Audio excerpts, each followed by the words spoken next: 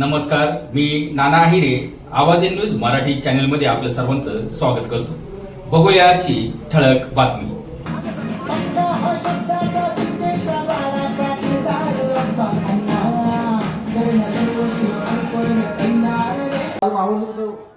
उल्लेख करावा वाटतो की माझे वडील मदन हिरे यांना शासकीय सेवेच्या माध्यमातून या नांदगावकरांची सेवा करण्याची संधी प्राप्त झाली होती आणि आता तुमच्या कृपा आशीर्वादाने आणि या संपूर्ण नांदगाव शहरातील मायबाप जनतेच्या आशीर्वादाने नगराध्यक्षपदी विराजमान होऊन मला ह्याच नांदगाव शहरातील तमाम मायबाप जनतेची सेवा करण्याची संधी मिळेल अशी खात्री बाळगतो.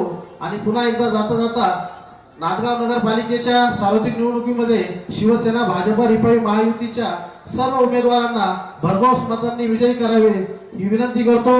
आपण सर्वांनी ज्याप्रमाणे अण्णांना निवडून दिले, अण्णांवर आशीर्वादाचा प्रेमाचा वर्षाव केला आहे, त्याचप्रमाणे तशाच भावनेने तुम्ही सर्वांनी उभ्या असलेल्या सर्व उमेदवारांना आणि नगराध्यक्षपदाच्या उमेदवारालाही निवडून द्यावं अशी या ठिकाणी विनंती तुम्हा सर्वांना मी करू इच्छिते.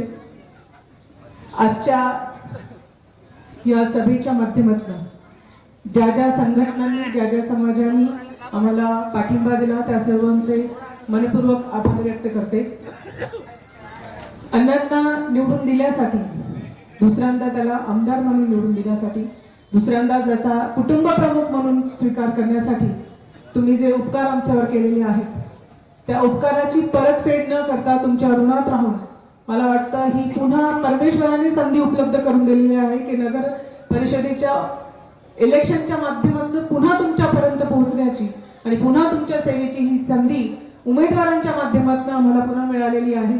तुम्हाला तुमच्या प्रेमाचा, तुमच्या आशीर्वादाचा आणि तुमच्या दिलेल्या मतदानाचा कधीच पश्चाताप होणार नाही. किंबहुना ज्याप्रमाणे आजही तुम्हाला तुमचा आमदार, तुमचा भाऊ निवडून दिल्याचा जो गर्व, जे एक समाधान आहे, तेच समाधान तुम्हाला याही पुढे लाभेल अशी शाश्वती तुम्हाला सर्वांतर्फे देऊ इच्छिते. प्रथम निवडणूक झाली 1975 साली.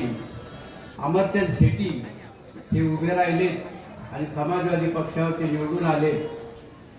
त्यानंतरची जी निवडणूक झाली की आजचे जे उमेदवार आहेत आपल्या विरुद्ध उभे राहिलेले ते बनकर साहेब यांनी ती निवडणूक लढली आणि जिंकली सुद्धा.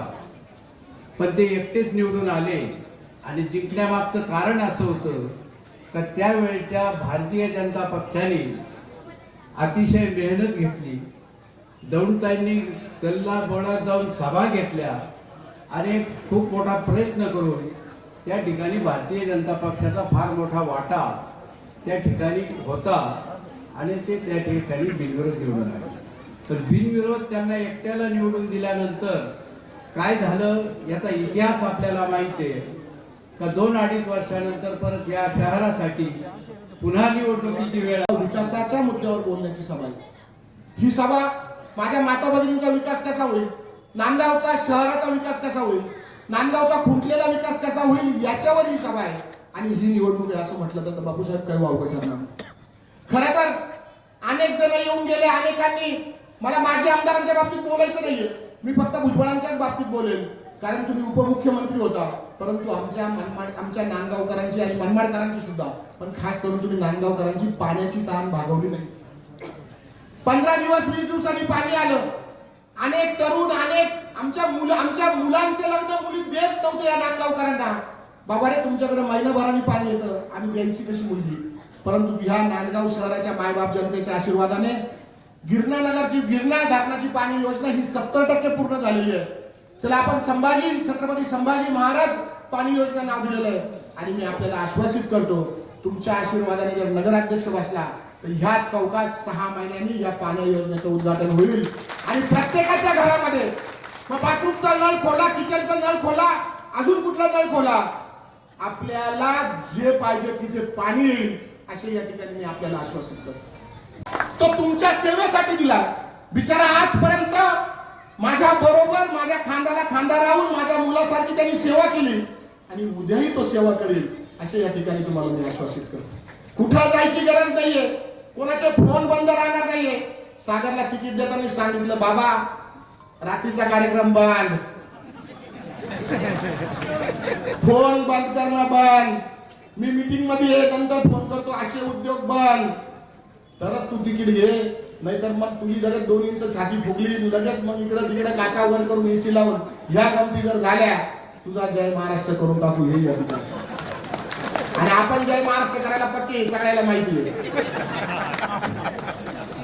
त्याच्यामुळे सागर माझा तालमीत मोठा झाला, सागर माझ्या बरोबर मोठा झाला. म्हणून मी तुम्हाला नम्र विनंती करतो हात जोडून, त्या सागरमध्ये सुहास कांदे बघा, त्या सागरमध्ये त्याच्याही अंजुम बघा, आणि त्या सागरला येत्या उद्याच अनुक्रमानिका नंबर 2च्या समोरचं धनुष्याचं बटन दाबा आणि त्या सागरला या इतिहासात कधीच घडलं नाही इतक्या मताने निवडून द्या अशी हात जोडून